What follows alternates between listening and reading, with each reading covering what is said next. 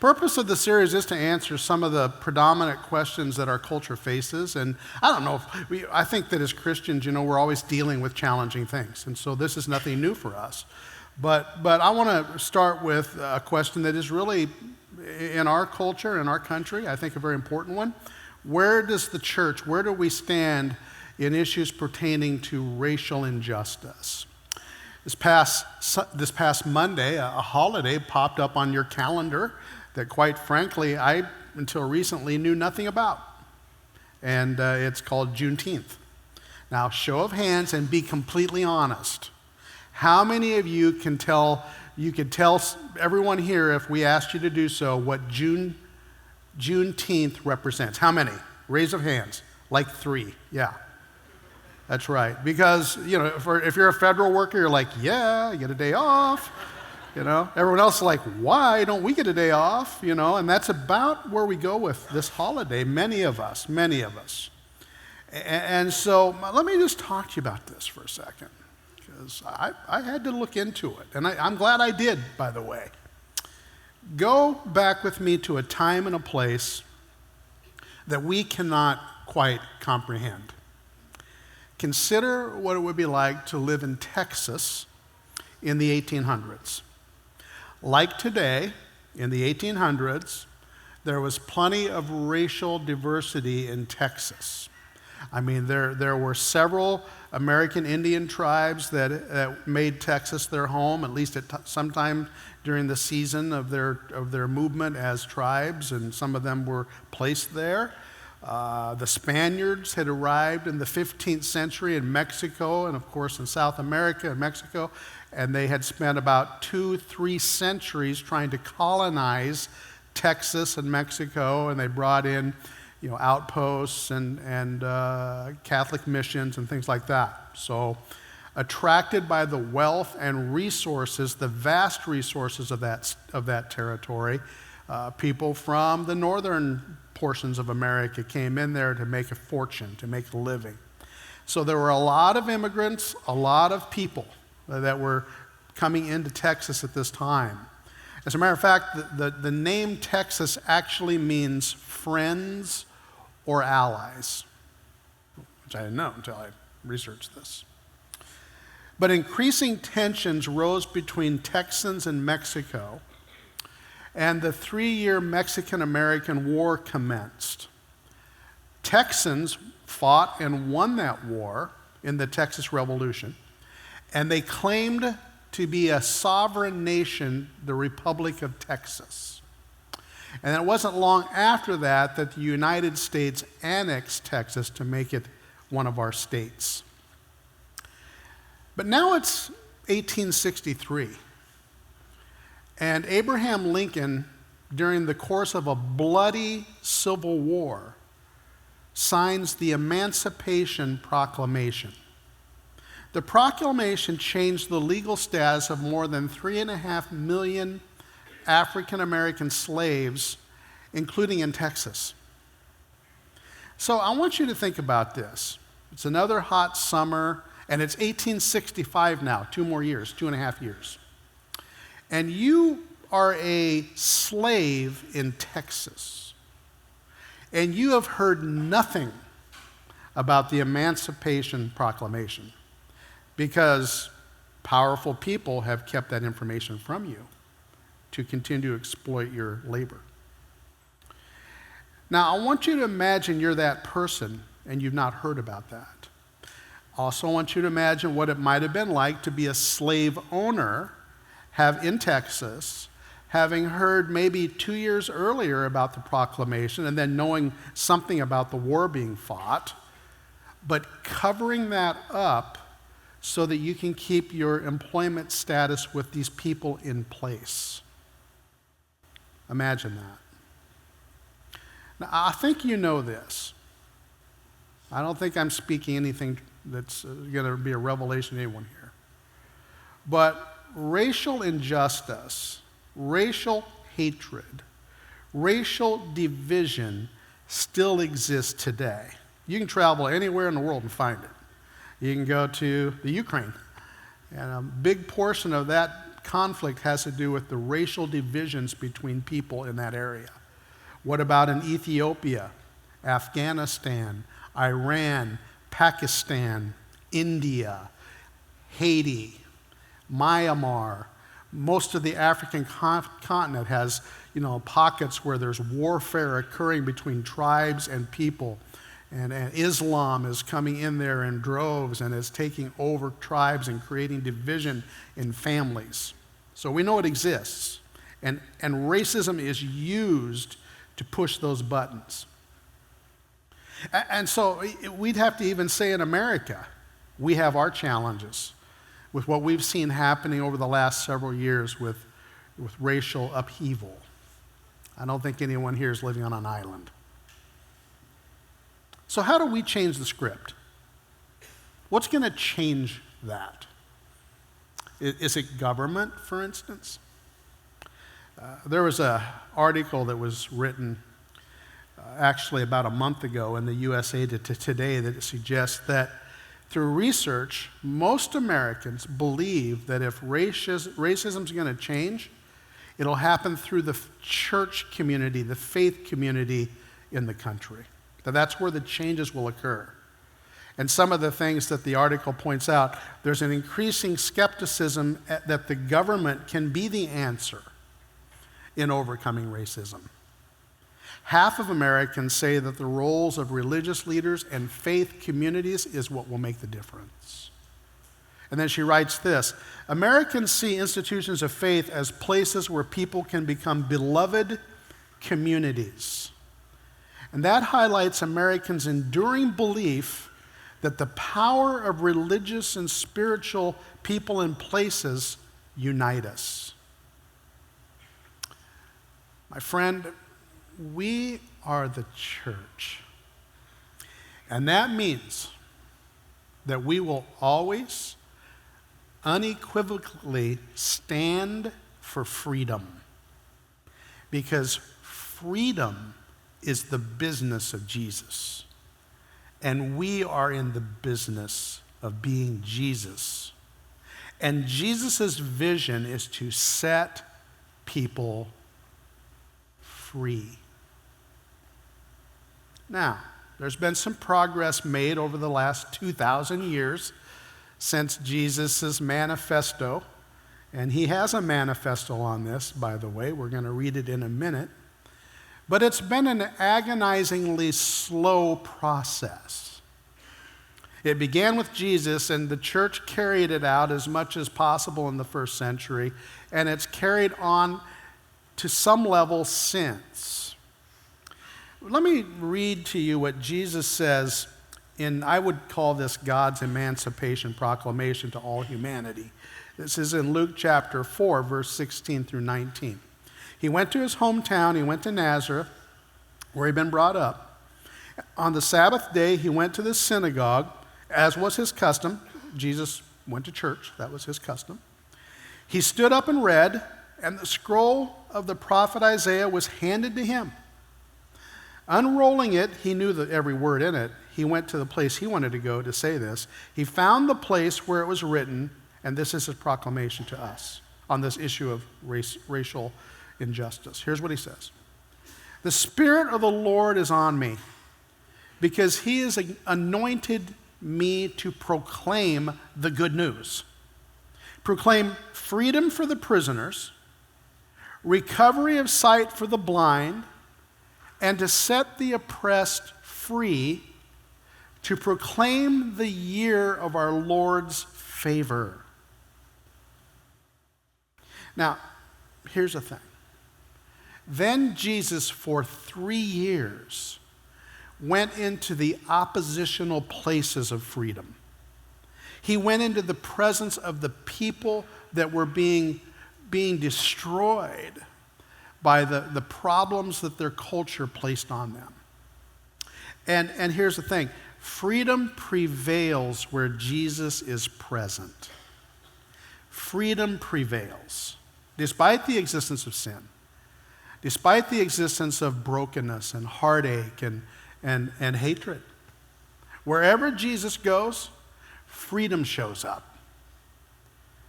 He prevails, and I use that word intentionally. Freedom overcomes, it perseveres, it outlasts all hatred. Prevailing assumes that there's going to be opposition, and there will be, but freedom changes everything.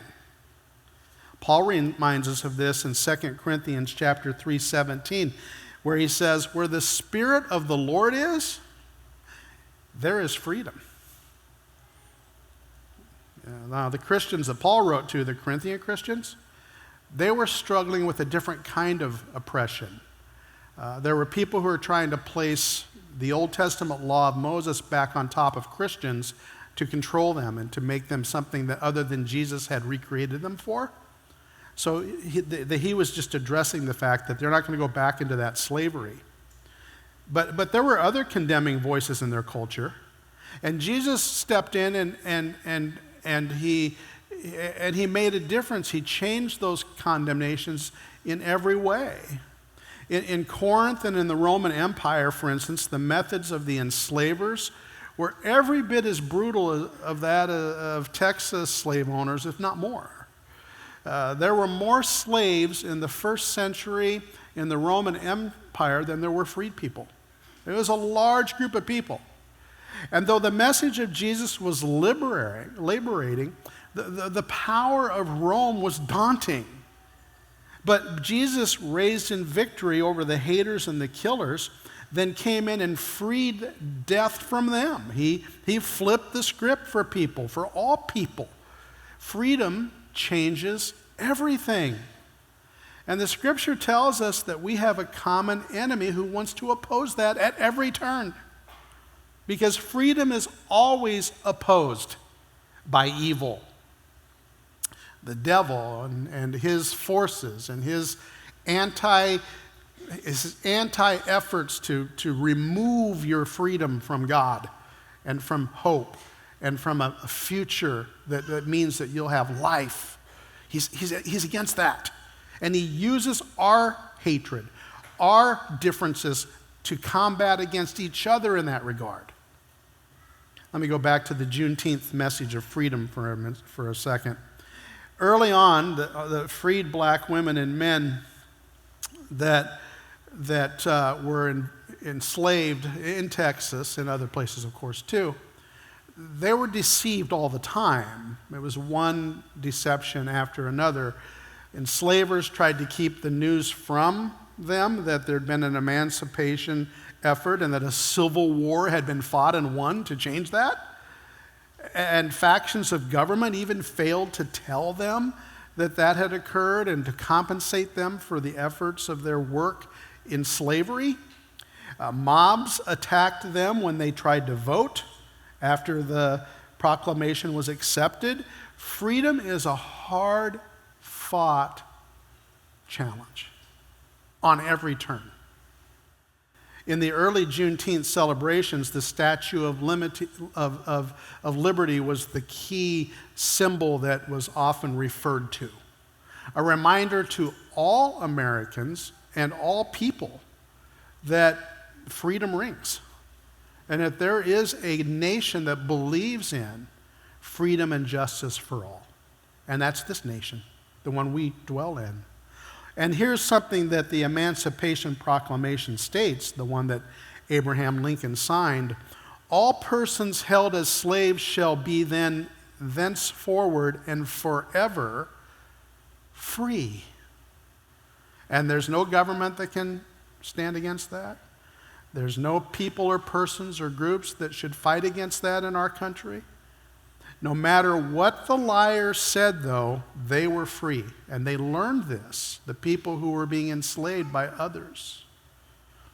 Now, I would say this, and maybe you disagree, I don't know, but our situation is different from those in Texas who for 2.5 years had the news of their liberation repressed and held from them.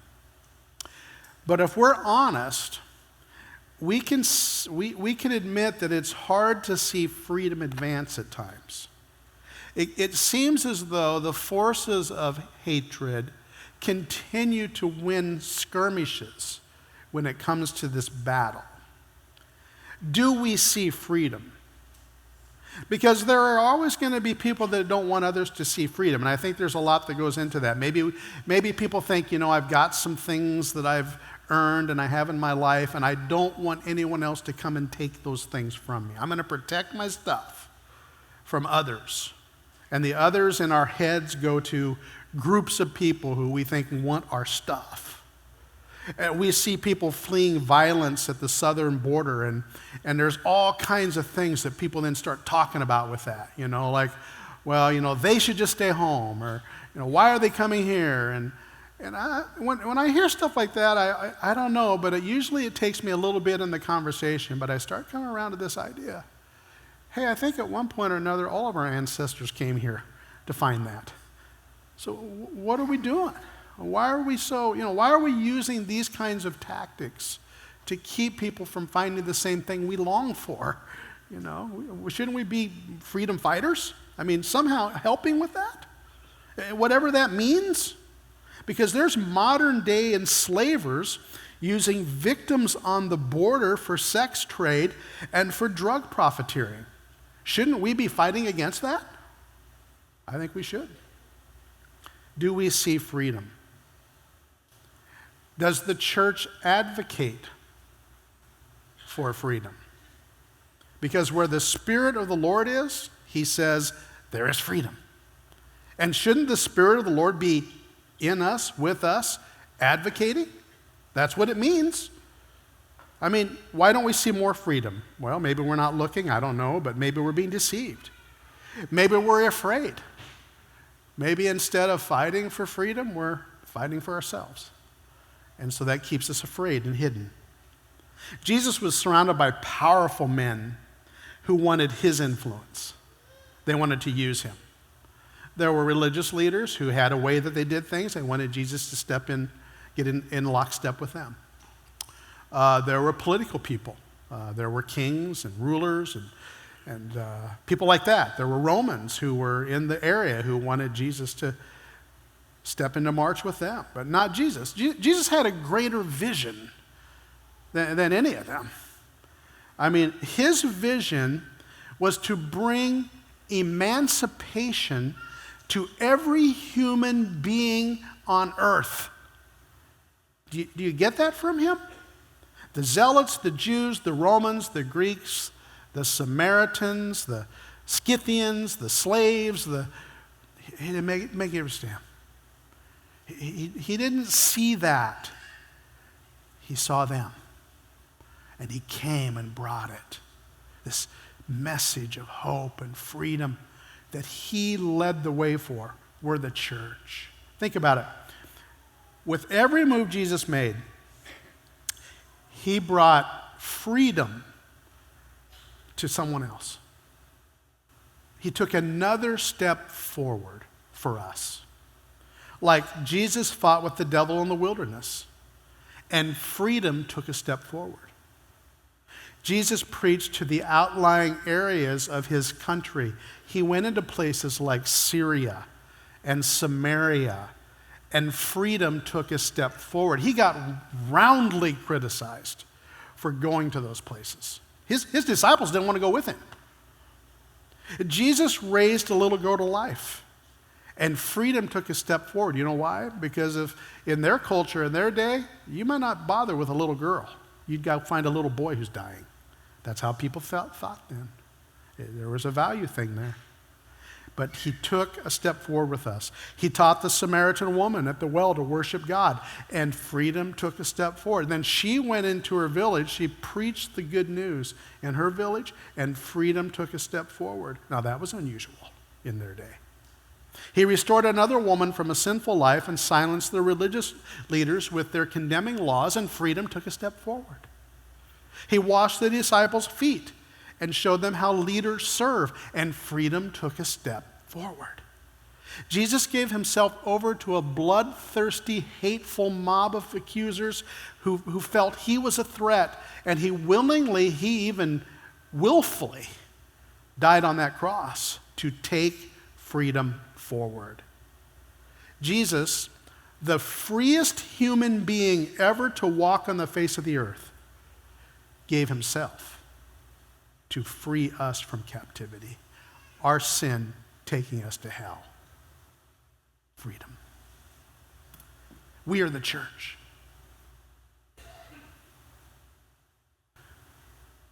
We are the people of freedom. We stand for freedom. We step forward for freedom. Do you see freedom?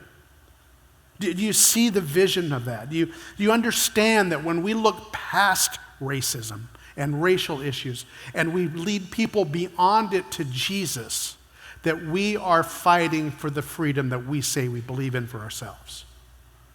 Where does the church stand? We stand side by side with Jesus. And he stands for freedom. And here's the thing.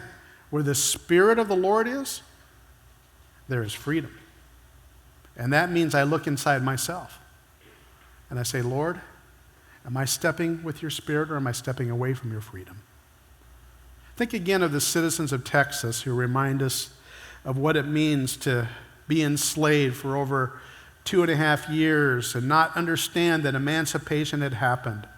They were technically free, but the news of freedom was withheld from them. And here, church, here's where we need to see ourselves. I think sometimes we can be somewhat like those who withheld the news. Like we just love the fact that we enjoy freedom and that God has done things in our lives to free us from our sin and give us a new hope. And man, we just live in it and we kind of hold on to it. And we don't think about the people out there, outside these doors. And there's so many of them who need freedom. The day in the early Juneteenth celebrations, they most often started with a church service. Those who were freed and understood it, they started by praising God, by understanding that God had given them this gift. Something that Dr. Martin Luther King said in his last words on earth. Here's what he said in 1968 in Memphis, Tennessee. I just want to do God's will. And he's allowed me to go up to the mountain, and I looked it over. I've seen the promised land. I may not get there with you, but I want you to know tonight that we, as a people, we will get to the promised land. And so I'm happy tonight. I'm not worrying about anything. I'm not fearing any man. Mine eyes have seen the glory of the coming of the Lord. That's a powerful thing. A pastor who understood that the church is the way and that Jesus is the truth and the life. The way, the truth, and the life, Jesus, his people, the Spirit of God moving forward. That's the heart of a man like that. I want to challenge you with something. Freed people free people. How do you see yourself in that? That freed people free people. Because look here, friend, racism is not a race issue. Racism is a sin issue. And please understand that regardless of the minor chromosomal differences that give you some uniqueness as a child of God, and he did make us different, praise God. He knows what he's doing. He gives us differences. But regardless of your family of origin or your national opportunities, if you view any other human as lesser than you, less deserving as you, the issue is not them. The issue is you. Where do we stand? We have an emancipator. The Spirit of God inhabits the church. We are children of God. We are filled with that Spirit, and I don't care what your race is. I don't think when Jesus looks at the faces in this crowd, he sees black, white, whatever you want to put on that. He sees you. And he cares about you. He died for you to emancipate you, to free you. We are the church. We have the Spirit of God. We are in that vision, and we are the ones who take that vision forward. And if I'm going to commune with him today, that means I'm in. And if I'm not in, I should pause until I'm in. Lord, as we go into this moment, it's a powerful moment. It's a moment where we recognize what it cost you for our emancipation.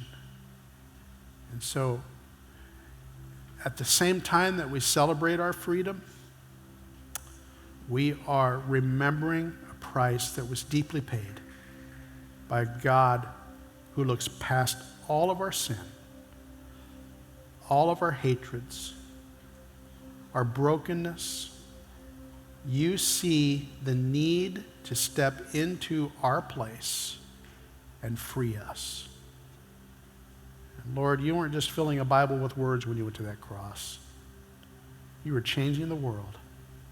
And it's a colorblind kingdom. It's a kingdom where freedom rings. Thank you, Jesus. Amen. On September 11th, 2000, you know the story, 2001, terrorists flew airplanes into buildings in Washington, New York, and there was a plane that was lost in Pennsylvania. And at that time, America changed. And America's been changing for hundreds of years, but it changed again. One of the things that happened here is that through the course of our mourning that experience as a church, we decided to do something that we thought would be important for our community. It's called the Heartland Celebration of Freedom. And that's what that event is meant to be. It's to be a celebration.